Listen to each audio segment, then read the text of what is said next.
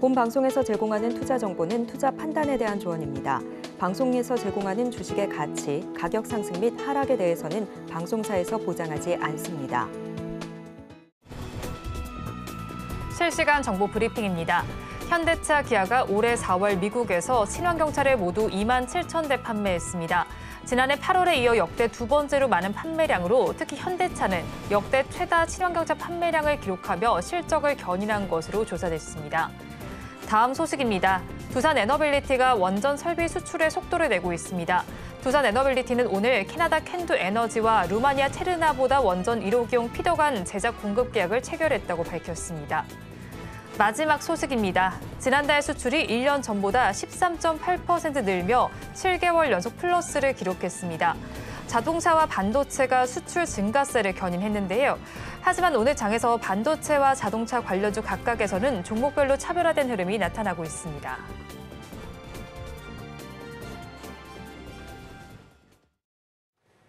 시청자 여러분 안녕하세요. 오늘을 돌아보고 내일을 준비하는 오늘장 내일장 2부 진행의 백선혜입니다.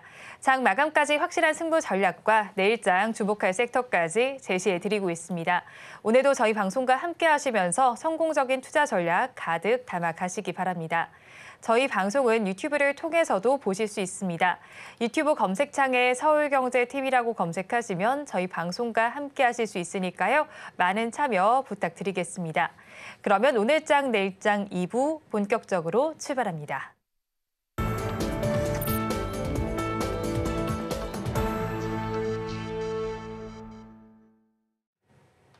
오늘도 두 분과 시장에 대한 이야기 해보겠습니다. 나도투자연구소의 이재규 본부장, 영앤리서치 최진욱 본부장 두 분과 함께합니다. 두 분 어서 오세요. 안녕하세요. 네, 고맙습니다. 네, 오늘 우리 양대 시장 지금 시간 기준으로 약보합세를 펼치고 있습니다. 오늘 종일 좀 횡보하는 장세가 펼쳐지는 것 같은데 시장 상황 이 본부장님께서는 어떻게 바라보십니까? 네, 일단 저는 긍정적으로 보고 있습니다.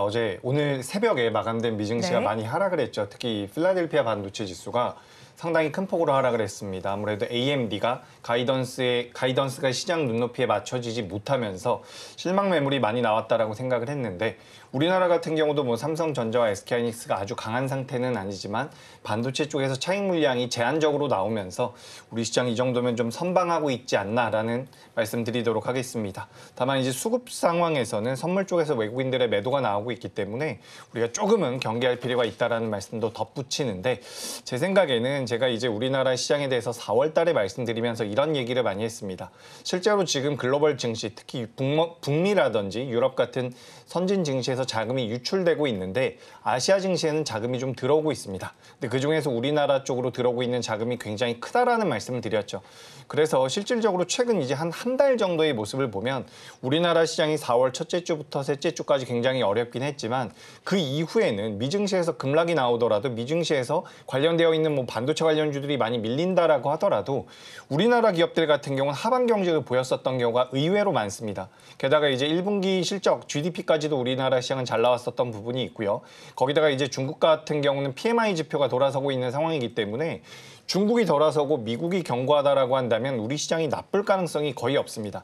실제로 지금 1분기 실적을 내놓고 있는 우리나라 기업들의 실적을 보면 과거보다 굉장히 잘 나오고 있는 상황이라는 거죠. 게다가 이제 수출입 통계까지 우리가 따져본다라고 한다면 수출 역시 여전히 잘 되고 있는 부분이기 때문에 우리 시장이 크게 밀릴 가능성은 전 낮다라고 보고 있습니다. 그래서 이제 미증시를 좋아하시거나 미국 증시를 많이 보시는 분들 같은 경우는 미국이 이렇게 많이 밀리고 미국이 이렇게 조정을 받을 가능성이 높은데 감히 우리나라가 버텨낼 것이냐 뭐 이런 생각을 하시는 분들도 계시더라고요. 그런데 우리 시장을 긴 흐름에서 봤을 때는 선진 증시보다 우리나라를 포함한 신흥국 증시가 강했었던 경우도 분명히 있습니다. 그래서 지난 10년 동안 선진 증시, 미국을 비롯한 선진 증시가 강세를 보였다라고 한다면 앞으로는 우리나라 시장이 강하지 말라는 법이 없다라는 거죠. 그렇기 때문에 뭐 선진 증시에서 특출난 돌발 악재가 있는 게 아니라고 한다면 전 우리 시장 같은 경우는 어떻게 볼 경우에 우상향을 안정적으로 이어갈 가능성도 굉장히 높다라고 보고 있습니다.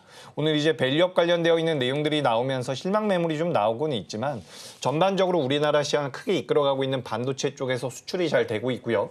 2차 전지 같은 경우도 어느 정도 저점을 잡아내고 있죠. 오늘도 뭐 삼성 삼성 SDI라든지 LG 에너지 솔루션 좀 올라오고 있는데 2차 전지 버텨주고 있고요. 저 PBR 관련주들 낙폭이 너무 폭력적으로 너무 급하게 나오지 않는다라고 한다면 우리 시장이 여기서 과연 더 빠질까라는 의문 부호가 저는 붙고 있는 상황입니다. 그렇기 때문에 어느 정도 밀린다라고 하더라도 저는 우상향의 가능성이 여전히 높다라고 보고 있고 올해 상반기 중으로는 2,600포인트를 이탈할 가능성은 낮다라고 보니까 저는 긍정적인 의견 드리겠습니다. 네, 시장에 대해서 긍정적 보자라고 정리를 해주셨고요. 오늘 양대 시장에서는 외국인과 기관이 매물을 덜어내고 있는 상황이긴 한데요. 일단 환율은 조금 안정세가 나타나고 있는 것 같습니다. 네네. 시장 전반 상황 어떻게 판단하시나요? 일단 이제 대형 이벤트가 좀 지나간 상황이죠. 이제 FOMC라는 이벤트가 지나갔는데 뭐 그 부분에서 알 수 있었던 부분들은 일단 추가적인 금리 인상에 대한 가능성 현저히 좀 떨어지는 부분들. 다만 좀 의아한 발언들이 좀 몇 개 있었죠. 결국 지금 물가 지표에 대한 변수로 작용을 하게 되면은 결국 지금 금리 동결을 계속하고는 있지만 금리 인상을 또 배제를 시킬 수도 없을 만한 좀 그런 추측성까지도 해볼 수가 있는 상황이죠. 결국 지금은 금리 인하에 대한 발언성이 안 나온 상황에서 결국 지금의 스태그플레이션에 대한 이야기가 또 왜 나온지도 모르겠다라는 그런 발언들도 좀 있었고요. 결국 지금 미국의 경제가 굉장히 좋다는 겁니다. 그러니까 결국 지금의 금리에도 경제가 좋다라는 것은 일단 현 시점에서 올해는 좀 금리 인하가 또 연 1회로 후퇴가 된 상황이다 보니까 실질적으로 이 부분들이 시장에서 얼마나 좀 추정치를 반영을 해주는지 여부가 좀 중요할 거라 보고 있고 결국 이게 좀 나쁘게 생각을 하게 되면은 결국 이제 물가 지표죠. 경제 지표 부분들이 좀 변수로 작용을 하게 되면 언제든 또 금리 인상까지도 고려를 시킬 수가 있는 그런 좀 최악의 상황까지도 좀 나아질 수가 있는데 일단 아직은 뭐 금리 인상에 대한 부분들이 확실성도 없고 거의 지금 뭐 0%에 가까운 정도로 발언이 나온 상황이다 보니까 이 부분들을 일단 좀 안도를 할 수가 있는 부분들이고요. 다만 이제 시장에서 주목했던 부분들은 금리 인하에 대한 발언이었거든요. 일단 이제 금리 인하에 대한 발언 부분들이 명확하게 나와준 모습들은 없기 때문에 일단 이 부분들이 차익으로 단기적으로 좀 나올 가능성 높다고 보고 있고 일단 지금 미증시만 놓고 봐도 필라델피아 반도체 지수가 좀 급락을 했습니다. 그러니까 그만큼 지금 기술주 쪽에 대한 투심이 많이 약화가 됐다는 거거든요. 일단 지금 FOMC 이후에 비트코인도 급등이 나왔었다가 다시 달러 기준으로 57K까지 또 내려왔었고 그러니까 이런 부분들만 놓고 봐도 기술주에 대한 투심이 많이 약화가 돼 있다는 겁니다. 그러면 지금 국내 증시만 놓고 보면 오늘 오전장만 해도 삼성전자가 좀 강보합권을 계속 좀 유지를 해줬었거든요. 그러니까 이 부분들은 반도체가 다시 지금 갈 사이클이다. 반도체에 대한 투심이 회복이 돼서 지금 뭐 시가총액 상위 종목군들이 강박 유지해주고 있다라는 관점보다는 일단 오늘 밸류 프로그램 확정한 부분들이 좀 가이드라인이 있었다 보니까 이 부분들이 좀 기대감으로 작용을 했다고 보고 있고요. 다만 좀 세제 혜택에 대한 발언은 딱히 또 없는 상황이었죠. 그러다 보니까 일단 지금 부분에서도 강보합을 계속 좀 유지해준다라는 것은 최근에 좀 주가 조정도 잘 나왔었고 기술적 반등 위치에 좀 국면에 위치를 해주고 있는 상황이다 보니까 좀 기술적 반등까지 좀 더해진 모습들이 아닌가라고 생각을 하고 있습니다. 그리고 삼성전자 같은 경우가 또 2분기 때 5세대 HBM 쪽 양산까지도 한다고 이야기가 나온 상황이다 보니까 사실 이제 HBM 쪽에 대한 3파전은 올해 내내 좀 이어질 가능성이 높고요. 그러면 결국 반도체에 대한 투심이 지금은 이동을 해줄지 안 해줄지가 증시에 대한 방향성 여부를 좀 촉각을 시킬 가능성이 높다고 보고 있습니다. 최근에 다시 또 움직이는 섹터들만 봐도 화장품, 피부, 미용, 의료기기 이런 쪽 섹터들이 좀 움직이고 있거든요. 그러니까 결국 이런 쪽에 대한 섹터까지 같이 움직인다는 것은 뭐 결국 코스닥 시장 속에서도 좀 청신호라고 볼 수는 있지만 결국 반도체 쪽에 대한 투심이 많이 약화가 되면 안 됩니다. 결국 반도체 쪽에 대한 투심이 많이 약화가 안 되는 그 기점으로 볼 때는 지금의 증시는 매우 좀 긍정적인 흐름들은 좀 유지가 될 가능성이 높다고 보고 있고 다만 저는 공격적인 투자 스타일보다는요 여전히 좀 보수적인 아니면 좀 관망세도 조금은 필요성이 있는 그런 좀 증시이지 않을까 저는 지금은 그렇게 생각을 하고 있습니다. 네, 시장에 대한 전반적인 이야기를 전해주셨고요. 이 시간 지금 상한가를 기록하고 있는 종목을 좀 먼저 짚어보겠습니다. 아까도 한번 짚어드렸던 종목인데 스카이몬스 테크놀로지입니다. 유상증자 소식 속에서 상한가를 기록하기도 했고요. 지금 또 다른 소식이 들어와 있는 게 중국 최대 정부채 기업이 투자했다는 소식이 들어오고 있습니다. 최근 들어서 계속해서 상한가를 기록하고 있는 종목인데 추이는 어떻게 바라보시나요? 네, 이게 왜 이런 투자가 들어왔는지 저는 의아하네요. 지금 네. 이 스카이문스 테크놀로지 같은 경우는 시가총액이 300억짜리 기업입니다. 우리나라에 상장되어 있는 2,000여 개 기업 중에서 거의 가장 작은 수준이죠. 근데 이 기업에 투자가 들어왔다라는 게 저는 선뜻 이해가 되지 않는데 뭐 주가의 흐름을 놓고 봤을 때는 뭐 지금 좋죠. 상한가에 들어가 있는 상황이고 상한가 잔량 같은 경우도 2천만 주기 때문에 뭐 현재 구간에서 신규 매수는 할 수가 없는 상황이죠. 이제 보유하신 분들 같은 경우는 앞으로 대응의 영역이다라고 생각을 하는데 지금 나와 있는 내용들이 팩트인지는 저는 좀 체크를 해봐야 될 것 같습니다. 물론 잘못된 내용이 나오진 않았을 거예요. 그렇기 때문에 이 내용이 맞을 텐데 맞지 않을 가능성이 맞지 않다라기보다는 맞을 텐데 주가의 흐름 자체는 저는 조금 의구심이 든다라는 말씀을 드리고 싶습니다. 아무래도 뭐 적자가 나오고 있는 기업의 시가총액도 너무 작은 기업이기 때문에 보유하신 분들은 뭐 좀 더 끌고 가다가 대응을 하시는데 저는 밀림이 나올 때는 바로 수익 실현을 하시는 게 어떨까라는 말씀을 드리고 싶고요. 만약에 신규 매수를 한다라고 하더라도 이런 기업들 같은 경우는 비중을 많이 줄여서 매매하시는 게 맞지 않을까. 그래서 이 기업에 대해서 제가 뭐 알고 있는 내용이 좀 적기 때문에 제가 뭐 명확하게 말씀드리긴 어렵지만 현재 나와 있는 팩트만 놓고 보자면 규모가 너무 작은 기업이다라는 말씀 드리겠습니다. 네, 최 본부장님 혹시 덧붙일 말씀이 있으실까요? 이 기업에 일단 대해서요? 뭐 스카이문스 테크놀로지 같은 경우 원래는 좀 통신 장비 쪽 네. 관련주거든요. 근데 최근에 좀 이런 이슈 부분들이 저는 이 부분들이 사실일까? 네. 라는 생각도 좀 많이 듭니다. 그러니까 사실 지금 뭐 앞전에 이재규 원장님 말씀하신 것처럼 시가총액도 현재 좀 낮은 기업인데 최근에 유상증자 좀 발표가 또 있었거든요. 유상증자 근데 지금 총액수가 보니까 주식수 대비 거의 200%가 넘는 네. 발행가입니다. 그러면 결국 본인들의 지금 시가총액 밸류 대비했을 때는 거의 3, 4배 이상까지 지금 발행을 한 상황이거든요. 결국 이 자금을 가지고 어떤 용도로 쓰는지가 좀 여부가 저는 좀 중요할 거라고 보고 있는데 결국 시가총액 수가 낮은 기업이다 보니까 적은 물량으로도 일단 뭐 상한가도 안착을 시킬 수가 있는 상황이고요. 뭐 결국 지금은 뭐 이제 확실하게 이제 오픈은 돼봐야 알겠지만 지금 나와 있는 재료로는 일단 상한가를 갔다라는 것은 개별적인 테마가 지금 특성이 되어 있는 부분들의 성격이. 근데 이 부분들의 물량 여파가 고점에서 만약 물량을 차익을 보려고 하는 의도였는지 아니면 지금 구간에서 정말 스카이본스 테크놀로지가 앞으로 실적이라든지 뭐 이런 밸류 부분들을 고려를 했을 때 좀 좋아질 수 있는 신성장 동력이 될 수가 있다라는 부분들일지에 대한 여부는 조금 더 시간적인 부분들을 지켜볼 필요성이 있고요. 다만 기존에 하고 있던 그 사업과는 굉장히 거리가 좀 멉니다. 거리가 좀 먼 사업에 대한 재료가 나온 상황이다 보니까 이 의도를 명확하게 좀 파악을 해야겠죠. 그러니까 이런 부분들이 있어서는 결국 유상증자를 만약에 받았다고 할 경우에 결국 이 시점에서 공장을 뭐 건설한다든지 아니 캐파 증설을 한다든지 이런 추측으로 좀 해볼 수가 있는 부분들 만약 이 사실이 맞다고 하게 되면 근데 다만 이게 틀리다고 하게 되면 또 오버뉴스로 나올 가능성도 높거든요. 네. 그럴 경우에는 지금 딱히 뭐 공시가 뭐 나와 있다거나 그런 부분들은 아니기 때문에 조금 더 시간적인 여유는 지켜봐야 되고 지금 자리에서 저는 추격으로 따라붙는 것은 굉장히 리스크가 크다고 보고 있고요. 내가 정말 뭐 운이 좋게 바닥에서 잡아가지고 좀 물려 있다가 이제 막 급등이 들어와서 아직 가지고 있다. 그러면 저는 일단 지금은 보유자 영역이라고 보고 있고 그 다음 날에도 오히려 시가 라인을 만약에 못 지켜준다고 할 경우에는 저는 일단은 전략 매도를 하고 나오는 전략이 맞다고 보고 있는 상황입니다. 네, 이어서 방산주에 대한 이야기를 좀 해보겠습니다. 정부에서도 글로벌 4대 방산 강국으로 도약을 하기 위해서 힘을 싣고 있는 상황이고요. 최근에 나온 실적도 긍정적입니다. 앞으로 이제 수주 잔고도 충분한 만큼 방산주를 바라보는 시각이 굉장히 긍정적인데 최근에 또 이제 LIG 넥슨도 좋은 실적을 기록했던 바가 있었잖아요. 증권가에서도 좋은 이슈들이 나오고 있는 것 같은데 본부장님께서는 방산주 전반에 대해서 어떻게 바라보시나요? 네, 방산주는 뭐 이런저런 이야기들이 있지만 주가 흐름은 잘 나오고 있습니다. 네. 그래서 우리가 이제 현대로템이라든지 하나 에어로스페이스 같은 경우는 어느 정도 조정을 받았었거든요. 그렇기 때문에 이 조정을 받을 때 이게 앞으로 꺾일 만한 조정이냐 아니면 추가 상승을 할 텐데 일시적인 눌림목이냐 뭐 이런 고민들이 많았었죠. 근데 지금 오늘의 이 주가 흐름을 놓고 봤을 때는 방산주들이 전반적으로 견고합니다.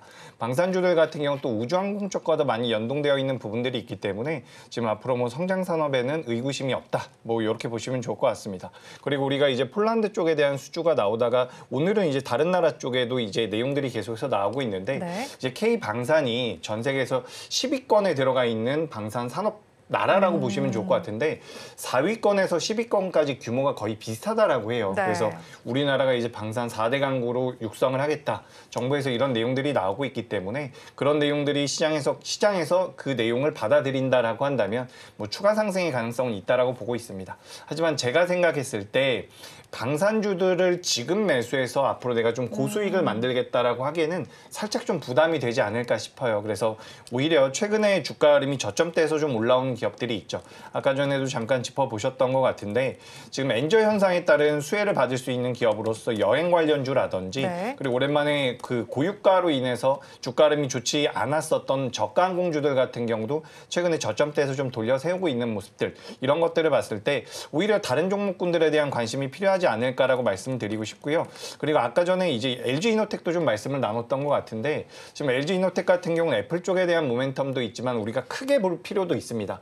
우리가 지금 삼성전자가 갤럭시 S24를 내놓으면서 판매량이 잘 나왔죠. 그러면서 관련되어 있는 부품주들이 좀 움직임이 나왔거든요.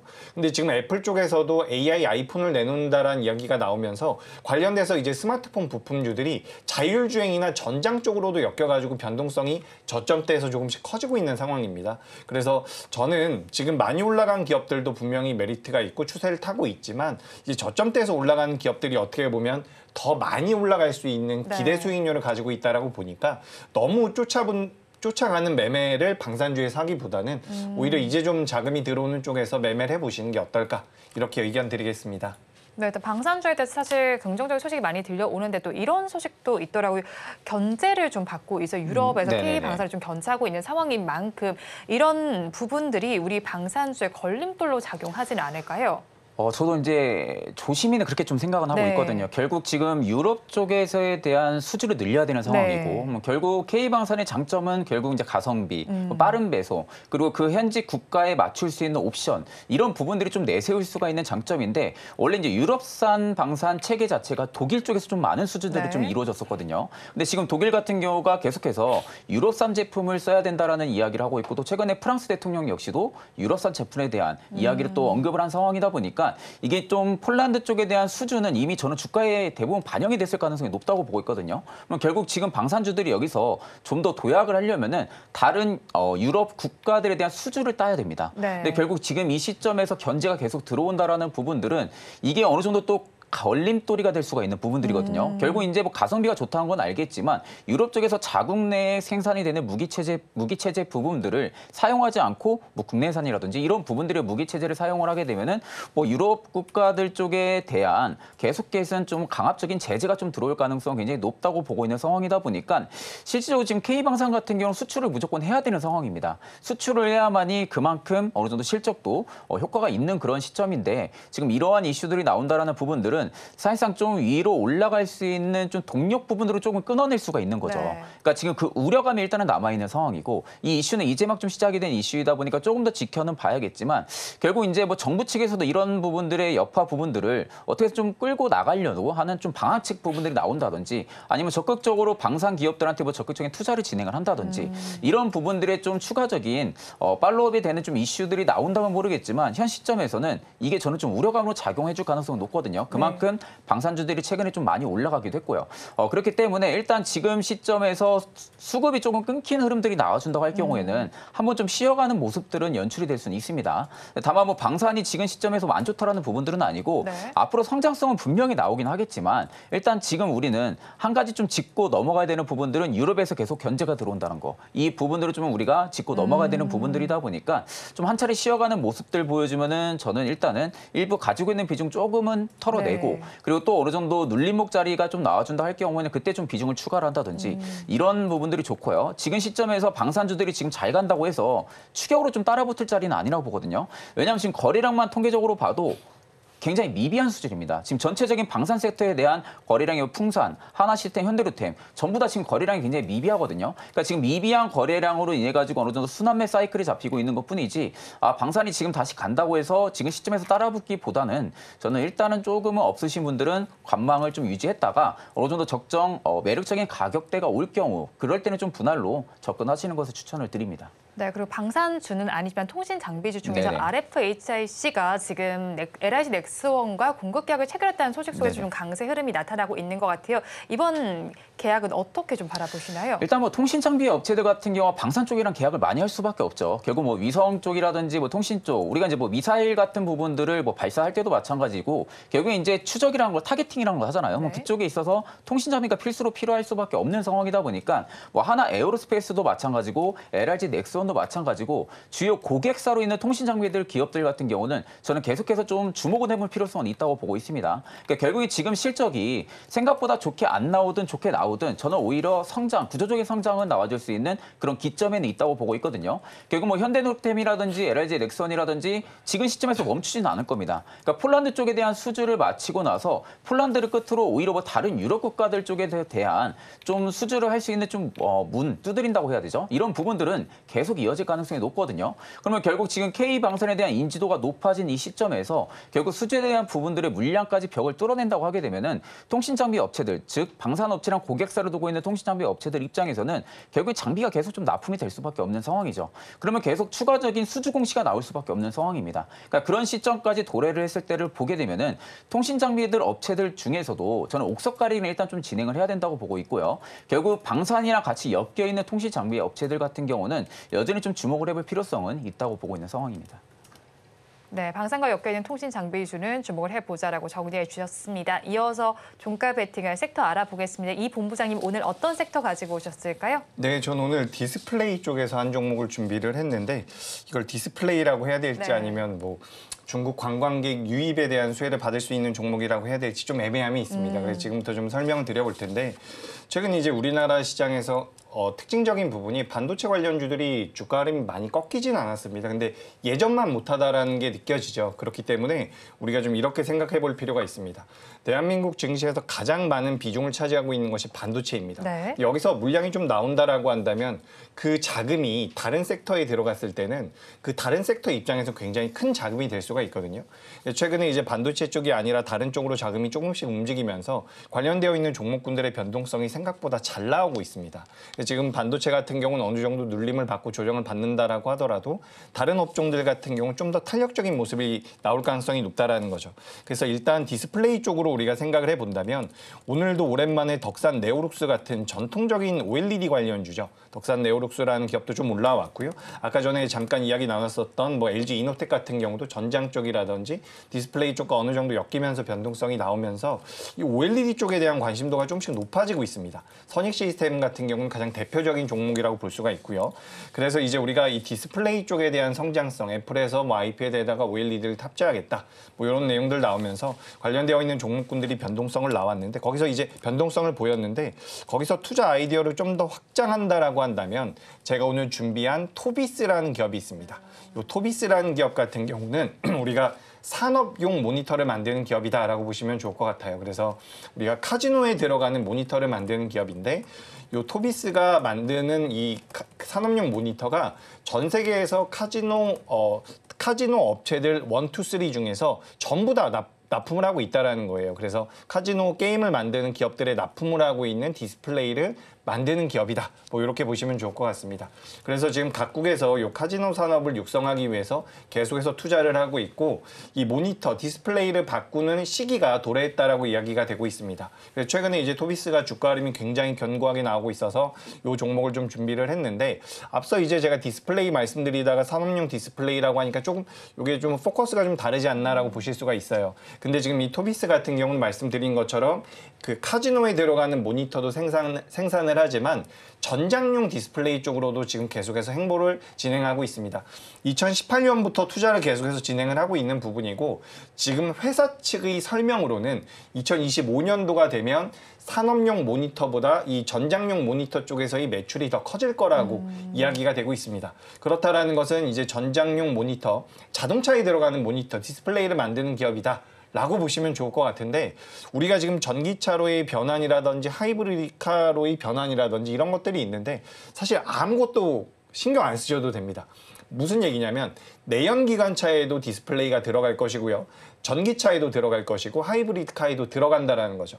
그렇기 때문에 지금 토비스 같은 경우는 2018년도부터 계속해서 공격적으로 사업 영역을 확장하고 있었던 전장 쪽, 차량에 들어가는 디스플레이 쪽에 대한 모멘텀이 올해부터 부각될 가능성이 굉장히 높다라는 겁니다.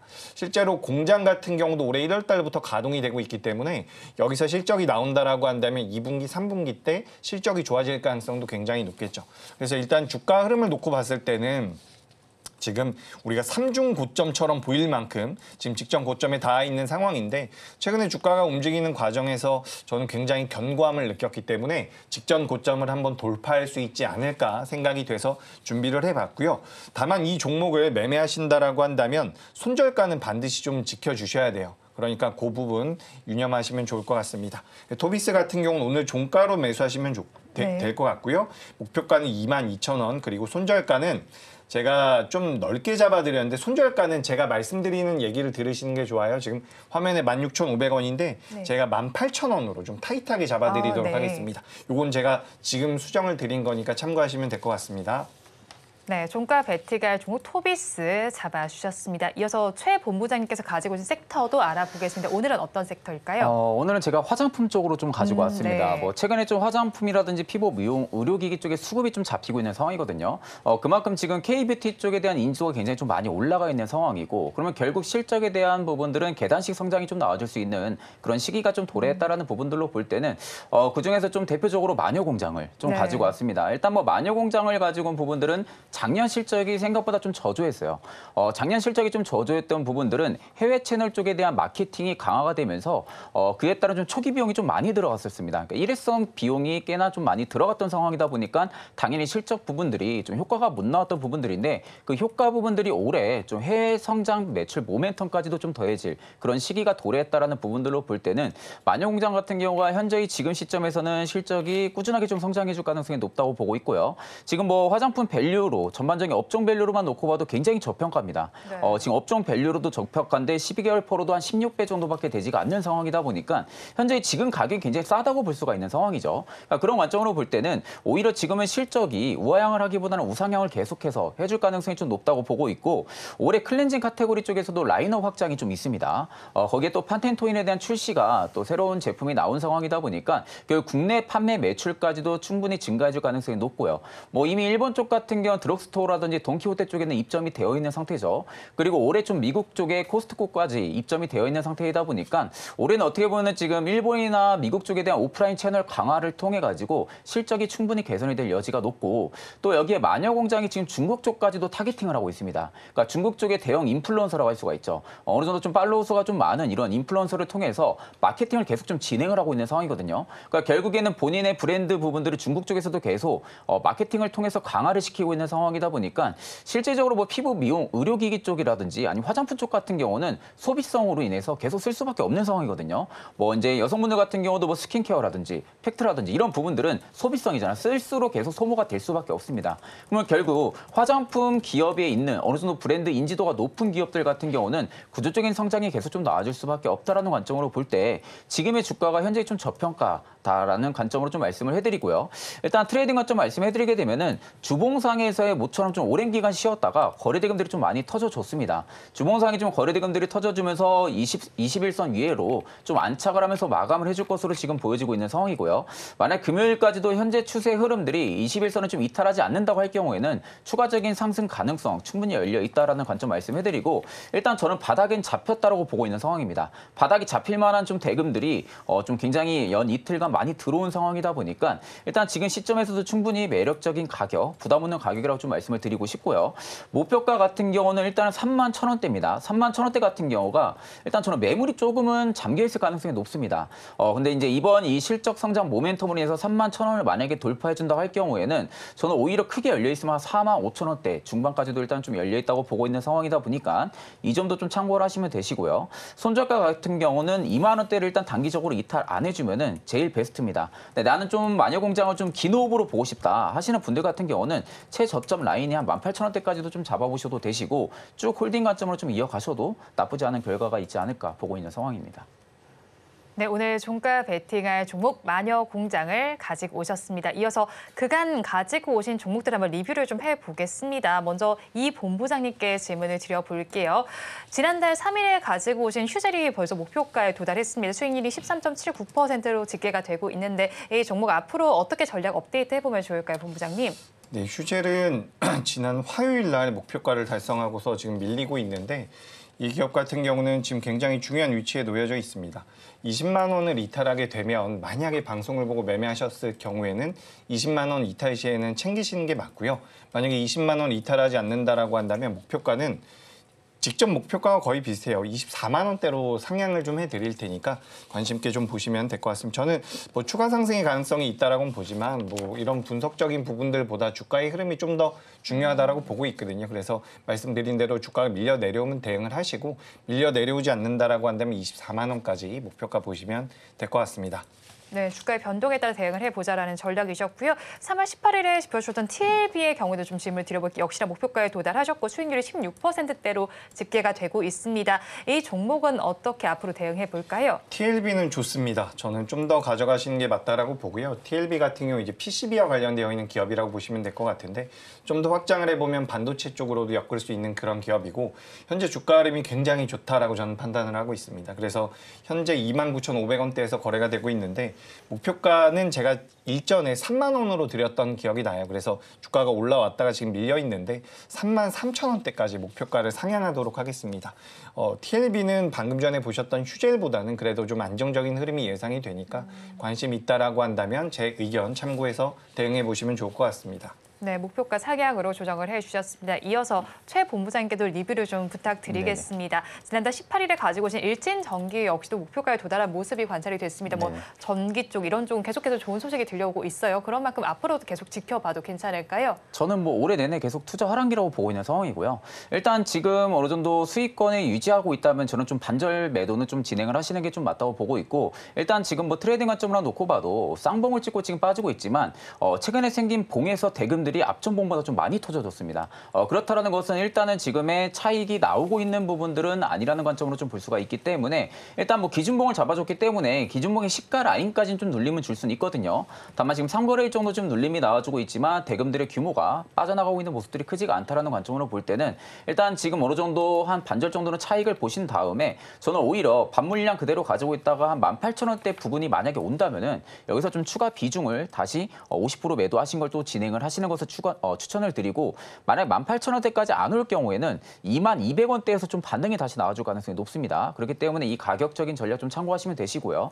그리고 이제 전력이라든지 뭐 전선 이런 쪽 같은 경우는 결국 투자 화랑기입니다. 지금 시점에서 이 업체들 같은 경우가 실질적인 매출액에 대한 변동이 가장 크게 나타날 수 있는 시기라는 점이 도래했다라는 부분들은 결국 지금 시점에서는 우리가 가격이 지금 부담적인 구간까지 좀 올라왔다고 생각을 해도 결국엔 실적에 대한 개선 모멘텀이라든지 계속해서 전력 기기에 대한 테마성의 이슈가 부각이 되면요. 결국 가격에 대한 메리트라기보다는 오히려 가격이 상방을 치고 계속 움직이는 경우들이 굉장히 많습니다. 그러니까 물론 어느 정도 주가에 대한 고점은 존재는 하겠죠. 주가에 대한 고점은 존재하겠지만 지금 시점은 그 고점은 아니라고 생각을 하고 있기 때문에 저는 오히려 지금 눌림목도 충분히 공략이 가능하고 기보유자분들은 한 반매도 진행하시고 또 추가적인 매수까지도 좀 투자 전략을 잡아볼 수 있다고 보고 있는 상황입니다.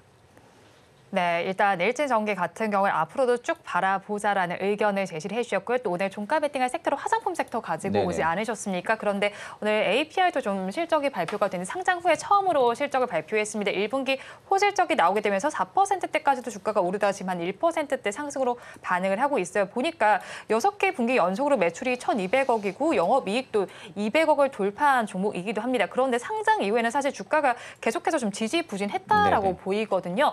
이 종목 앞으로는 어떻게 바라보면 좋을까요, 본부장님? 사실 이제 APR 같은 경우가 전체적으로 좀 향수 브랜드 쪽이 좀 강합니다. 네. 그러니까 뭐 향수 쪽에 대한 좀 시너지 효과가 좀 강한 기업인데 일단 지금 상장하고 나서 첫 분기 실적이 좋게 나왔다는 부분들은 당연히 지금의 주가가 많이 빠졌기 때문에 상승 트리거 역할은 분명히 해주겠죠.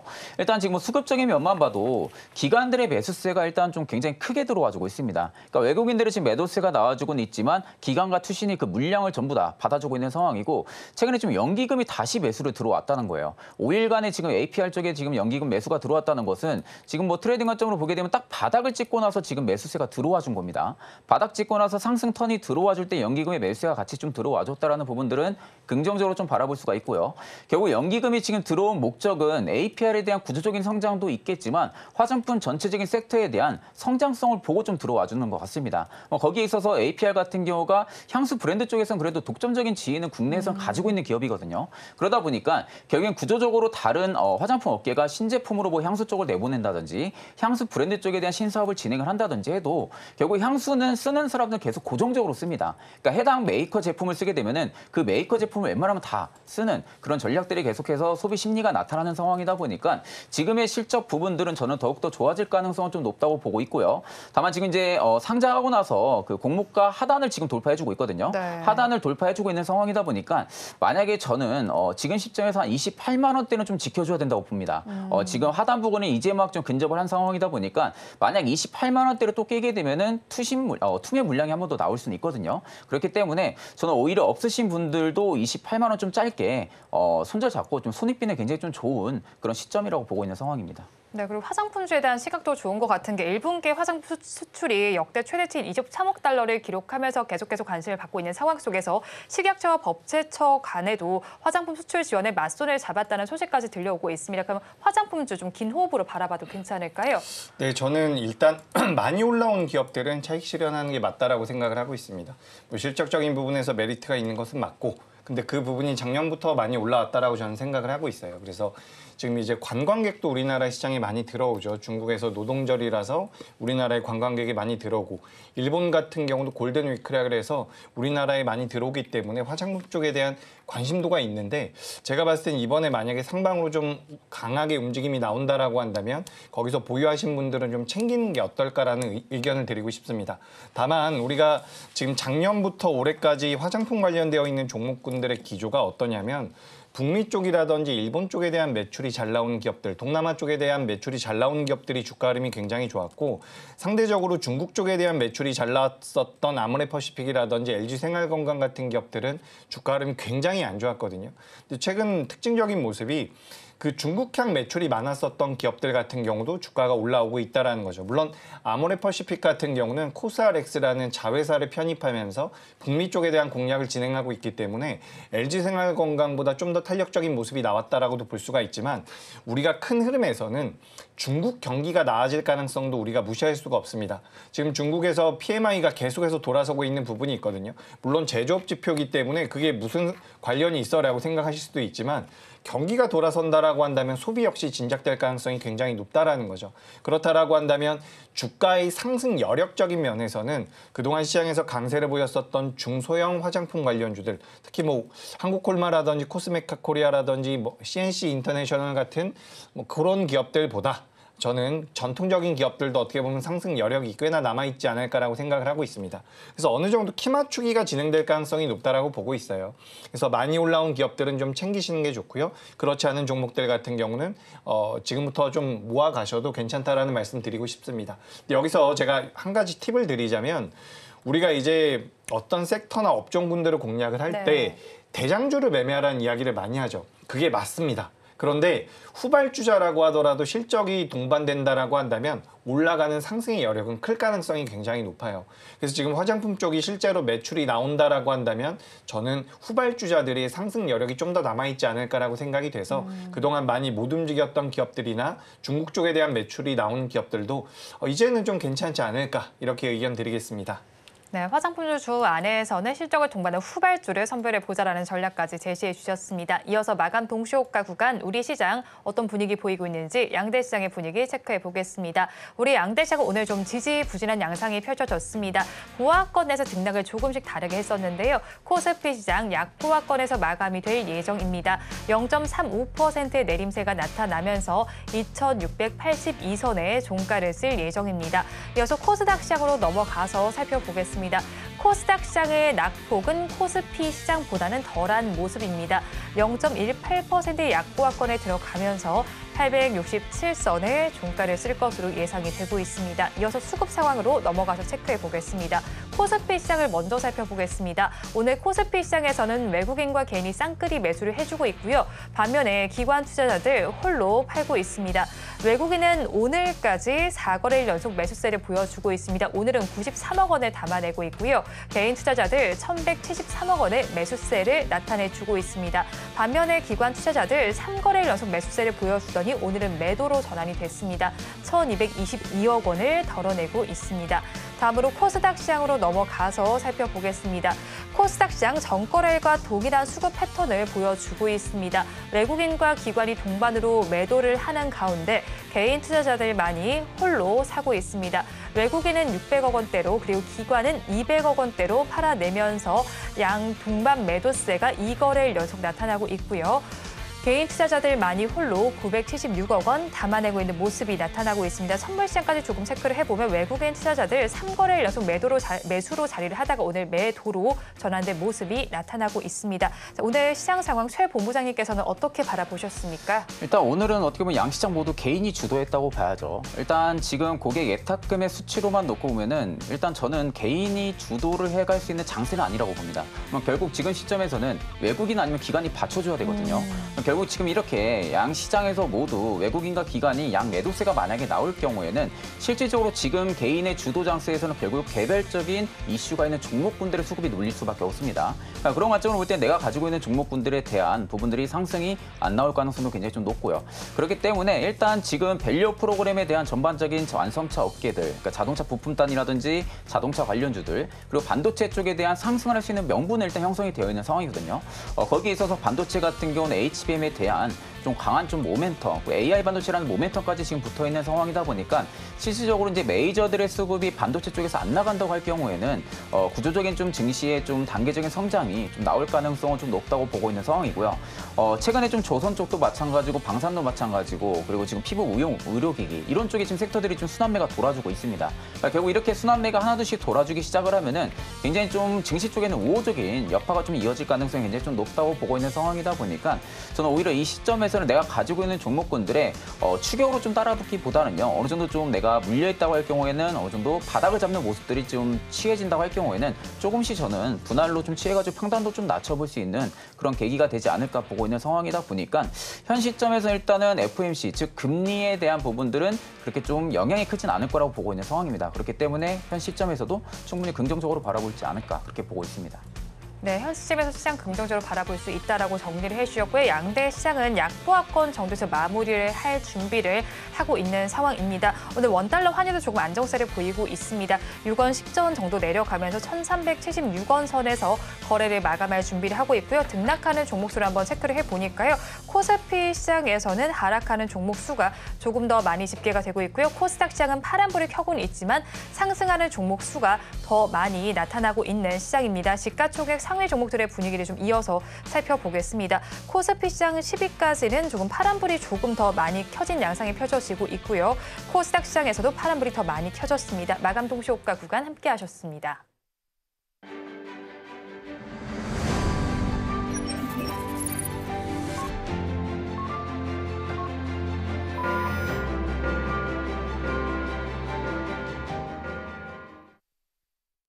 오늘 우리 양대 시장은 힘을 내지 못하면서 쉬어가는 장세가 펼쳐졌습니다. 업종별로 어떻게 마감이 됐는지 코스피 시장을 먼저 둘러보겠습니다. 코스피 시장에서는 지수도 파란불을 켠 만큼 하락한 업종이 조금 더 많이 나타났습니다. 보험 업종이 그 안에서는 힘을 가장 내지 못했습니다. 2.83%의 약세 흐름이 나타났고요. 역시나 기업 밸류 프로그램과 관련된 금융 업종도 좋지 못했습니다. 2.05%의 내림세, 유통 업종에서도 1.59%의 하락률이 나타났습니다. 다음으로 코스닥 시장으로 넘어가서 살펴보겠습니다. 지수는 파란불을 켰지만 상승한 업종이 조금 더 많이 집계가 됐습니다. 그 안에서 가장 좋았던 업종, 비금속 업종으로 2.15%의 강세 흐름이 나타났고요. 그 뒤를 이은 업종이 통신 서비스 업종으로 1.6%의 강세, 오락 문화 업종에서 1.25%의 강세 흐름이 포착됐습니다. 자, 그럼 마감 상황 이 본부장님께서는 어떻게 바라보셨을까요? 네, 저는 뭐 앞서 말씀드렸던 것처럼 긍정적입니다. 제가 네. 우리 방송 나와서 맨날 긍정만 이야기하고 있는 것 같아서 죄송한데 우리가 실제로 지금 진행이 되고 있는 수출입 통계를 보면 우리나라 기업들이 괜찮게 하고 있어요. 그리고 작년까지 너무 안 좋았다가 좋아지고 있는 과정이고요. 그리고 여기서 제가 또 한 가지 말씀드려보자면 우리가 지난달에 환율이 굉장히 많이 올라서 1,400원대까지 갔었습니다. 그리고 미국의 국채금리도 많이 올라가는 모습이었고요. 유가 같은 경우도 많이 올라갔었죠. 그래서 이제 이런 매크로적인 변수들이 시장에 영향을 미치면서 부담을 줬는데 그 과정에서 시장 밀릴 때 외국인들이 우리나라 시장 그렇게 많이 안 팔았습니다. 그렇다라고 한다면 한다면 지금 이제 돌려세우고 있는 이 과정에서 우리나라가 이 앞전과 달라진 게 무엇이 있는가, 수출이 안 되느냐라고 한다면 그것도 아니라는 거죠. 그래서 앞으로 기업들이 실적적인 모멘텀이 계속해서 붙어준다라고 한다면 저는 긍정적인 모멘텀이 이어질 가능성이 높다라고 보고 있고요. 지금 이제 우리나라 시장에서 기업들이 잘하고 있다라는 부분, 그리고 글로벌 증시의 경기 자체가 나쁘지 않다라는 부분들을 고려해 봤을 때 지정학적 리스크도 많이 내려갔고요. 환율도 많이 내려오지 않았습니까? 고점 대비해서 나아지고 있다라는 거예요. 그렇기 때문에 저는 전반적으로는 긍정적인 의견을 드리고요. 사실 이제 새벽에 마감된 미증시에서 이 AMD가 굉장히 안 좋은 결과물을 내놨습니다. 그러니까 결과는 잘 나왔는데 가이던스가 안 좋았죠. 그래서 필라델피아 반도체 지수도 거의 급락이 나왔는데 지금 이제 장 초반에는 삼성전자와 SK하이닉스에 대한 의구심이나 우려도 저도 있었거든요. 근데 지금 종가 기준으로 봤을 때 삼성전자 플러스 0.65%고 하이닉스 마이너스 0.34%입니다. 이 정도라고 한다면 버텨줄 가능성이 훨씬 더 높지 않을까라고 저는 생각을 하고 있기 때문에 저는 오늘 우리나라 시장은 좀 긍정적으로 마무리가 됐다. 다만 전반적으로 저PBR 관련주들에 대해서는 실망 매물이 나왔는데 제가 이건 앞전에도 말씀드렸습니다. 아마 내용이 나오게 되면 조정을 좀 받을 거니까 수익이 나오고 계신 분들은 한번 챙겼다가 다시 보자. 그럼 지금은 다시 볼 수 있는 시기가 다시 온 거니까 저PBR 관련주들 조정받을 때는 또 분할 매수 관점으로 보시고 이런 식으로 따져본다면 지금 우리나라 시장에서 시총 상위 종목군들을 구성하고 있는 종목들의 실적적인 부분들이 메리트가 있다는 거예요. 그렇다라고 한다면 전 여전히 긍정적인 뷰를 전달드리고 오늘도 괜찮았다라는 말씀드리겠습니다. 네, 오늘도 괜찮았다라고 시장 전반을 정리를 해주셨고요. 또 이제 데이터가 또 나온 부분이 현대차와 기아의 데이터가 나와 있었으면 4월에 미국에서 판매가 줄어들긴 했지만 전기차는 성장에 대한 소식이 들려왔고 이에 따라서 좀 타이어주도 좀 바라볼 시점이 아닐까 싶어요. 네네. 실적이 또 나와 있는 종목이 넥센 타이어인데 좋은 실적이 나와 있습니다. 하지만 뭐 주가는 그에 반영하지 못하는 모습이 나타났어요. 뭐 넥센 타이어를 비롯해서 다른 종목들과 더불어서 타이어주는 어떻게 지금 바라보면 좋겠습니까? 일단 타이어주들 같은 경우 작년에 리드 타임에 대한 효과로 인해서 실적이 좀 부진했거든요. 근데 결국 올해 같은 경우는 저는 좀 운임 정상화가 지금 들어와주고 있으니까 결국 이제 작년에 대한 실적 수준을 지금 계속해서 회복을 해주고 있는 상황이에요. 결국엔 지금의 실적단 부분들이 계단식, 즉 구조적인 성장에는 초입 구간에 좀 들어갔을 가능성이 높다고 보고 있고 원가 경쟁력 부분들 쪽에서도 지금 계속해서 주가에 선 반영이 되고 있는 부분들까지도 고려를 했을 때는 향후에 좀 이익 모멘텀이 좀 증가해줄 가능성이 굉장히 좀 높다고 보고 있습니다. 그러면 결국 넥센 타이어도 마찬가지고 뭐 한국 타이어도 마찬가지고 타이어주들의 전반적으로 지금 수주 잔고가 좀 있는 기업들 같은 경우가 앞으로 좀 신규 캐파 증설에 대한 모멘텀도 좀 기대를 해볼 수가 있는 상황이죠. 그렇게 되면 결국에 외형 성장에 대한 부분들까지도 좀 가늠을 해볼 수가 있는 시점이고 결국엔 현대랑 기아의 좀 판매량만 보게 돼도 일단 전기차에 대한 성장이 지금 확인이 됐다 하고 있고 결국 하이브리드 차량에 대한 수요는 견조하게 유지가 되고 있는 상황이다 보니까 타이어 공급단 입장에서는 결국엔 타이어에 대한 수출 모멘텀, 그러니까 결국 수주에 대한 모멘텀 자체는 계속 좀 이어질 가능성이 높다고 보고 있습니다. 그럼 결국 이 시점에서는 신규 캠파를 증설을 하는 만약에 공시가 나오는 그런 기업들 같은 경우가 실적이 눈으로는 찍히지는 않겠지만 현 시점에서는 그만큼 타이어에 대한 수요가 많이 증가해주고 있다는 것으로 좀 추측을 해볼 수가 있는 상황이다 보니까 그런 기업들 같은 경우는 충분히 접근이 가능하고요. 일단 넥센 타이어가 오늘 실적 부분들이 지금 굉장히 잘 나왔는데도 불구하고 지금 주가가 눌리는 부분들은 일단은 실적이 잘 나올 거라는 부분들이 예상하고 좀 선 반영이 나온 부분들이 아닌가라고 좀 생각을 하고 있거든요. 네, 다만 앞서서 이제 말씀드렸다시피 올해는 오히려 전년도 대비해서는 실적 성장에 대한 부분들이 좀 탄력적으로 좀 회복기에 좀 들어가주지 않을까라는 관점으로 볼 때는 저는 오히려 계속해서 구조적인 추세를 좀 유지해줄 가능성도 높다고 보고 있는 상황입니다. 네, 타이어주 관련해서 리포트들도 나와 있는데 대신증권에서는 한국타이어앤테크놀로지에 대해서 투자 의견 매수의 신규 리포트를 발행을 했고요. 금호타이어의 경우에는 신한투자증권에서 매수 리포트가 나와 있는데 오늘 52주 신고가를 경신하는 흐름을 보여주기도 했습니다. 본부장님께서는 타이어주 어떻게 바라보십니까? 네, 일단 52주 신고가를 경신했다라는 것은 뭐 제가 안 좋다 그래도 강하다라는 거예요. 네. 시장에서 선택을 받았다라는 것이기 때문에 저는 뭐 긍정적으로 생각을 하고 있는 부분이고요. 앞으로 뭐 실적적인 부분 계속해서 개선될 가능성이 높다라고 보고 있기 때문에 금호타이어가 지금 대장주로 움직이는 모습이라고 저는 판단을 하고 있거든요. 지금 금호타이어 긍정적으로 보시면 좋을 것 같고 앞으로도 관심은 계속해서 이어갈 필요가 있다라는 말씀 드리겠습니다. 그래서 지금 시장이 반도체 쪽에 너무 꽂혀 있어요. 네. 개인 투자자분들 같은 경우도 그렇고 저도 그랬었고, 근데 지난주, 지지난주부터 뭐 조선이나 방산이나 화장품이나 그동안 시장에서 많이 부각되지 못했었던, 심지어는 뭐 게임 관련주도 많이 올라오고 있고요. 우주항공 관련주들도 올라오고 있고, 시장의 분위기가 많이 바뀌고 있습니다. 오늘 뭐 FNF 같은 기업들도 장중에는 변동성이 좀 나왔거든요. 소비재 관련되어 있는 종목군들도 그렇고, 그러니까 우리가 좀 투자의 흐름 자체가 바뀔 수 있다라는 말씀을 드리고 싶고, 그런 관점에서 52주 신고가를 경신하고 있는 이런 타이어주들은 추가 상승의 여력이 높다라는 말씀 드리도록 하겠습니다. 네, 타이어주 추가 상승 여력이 있다라고 정리를 해주셨습니다. 지금까지 영앤리서치의 최진욱 본부장, 나도투자연구소 이재규 본부장과 함께했습니다. 오늘 두 분 말씀 고맙습니다. 오늘장 내일장 2부에서 전해드린 내용 정리해서 보여드리겠습니다. 화면으로 확인해 보시죠. 오늘장 내일장 2부의 핵심입니다. 먼저 이재규 본부장의 종가 베팅 종목 투비스입니다. 글로벌 카지노 산업이 호황기에 진입된 기대감이 있습니다. 목표 주가는 22,000원, 손절라인 18,000원입니다. 다음 장으로 넘어가서 최진욱 본부장의 종가 베팅 종목 보겠습니다. 마녀공장입니다. 글로벌 판매 채널 강화가 되면서 성장이 전망됩니다. 목표 주가 31,000원, 손절 라인 2만 원입니다. 다음으로는 증시팔 오늘의 승부주에서 언급해드린 종목 브리핑해드리겠습니다. 먼저 유창희 대표의 승부주 알루코입니다. 전기차 배터리 케이스 시장을 공략하면서 성장이 기대되는 업체입니다. 바이든 정부가 중국 알루미늄 관세 인상 소식에 반사 이익이 기대되고 있습니다. 옆에 보이는 김성규 전문가의 승부주는 제주은행입니다. 금융주 다시 지켜봐야 할 시점입니다. 저평가주로 외국인의 매수세가 들어오면서 지속적인 상승세가 기대됩니다. 다음 장으로 넘어가서 오늘의 수익률 알아보겠습니다. 먼저 유창희 대표의 종목 알루코입니다. 매수한 가격이 3,310원이었고요. 오늘 고가 기준으로 3,360원까지 올라갔습니다. 오늘의 수익률 2.46%로 집계가 됐습니다. 다음 장으로 넘어가서 김성규 전문가의 오늘의 승부주 수익률 알아보겠습니다. 14,870원에 매수를 했고요. 오늘 고가 기준으로 14,990원까지 올라섰습니다. 오늘 하루 동안의 수익률 고가 기준으로 0.81%로 나타났습니다. 다음 장으로 넘어가서 유창희 대표가 짚어줬던 특징 승부주 살펴보도록 하겠습니다. 4월 19일에 짚어줬던 종목입니다. 금호타이어입니다. 오늘 52주 신고가를 경신한 바가 있었습니다. 오늘 장에서 굉장히 급등하는 모습이 관찰이 됐고요. 오늘 장에서만 12%대 급등률이 나왔고 고가 기준으로 7,900원까지 올라가는 모습이 나타났습니다. 수익률 살펴봤을 때 21.73%로 집계가 됐습니다. 언급해드린 종목들은 내일 아침 증시팔 오늘의 승부주에서 자세한 리뷰를 해드릴 예정이니까요. 많은 시청 부탁드리겠습니다.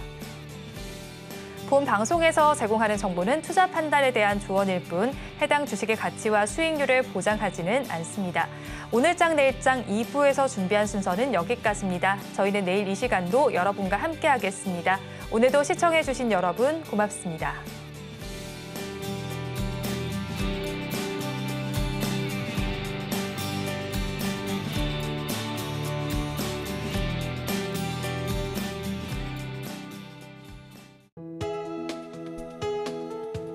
본 방송에서 제공하는 투자 정보는 투자 판단에 대한 조언입니다.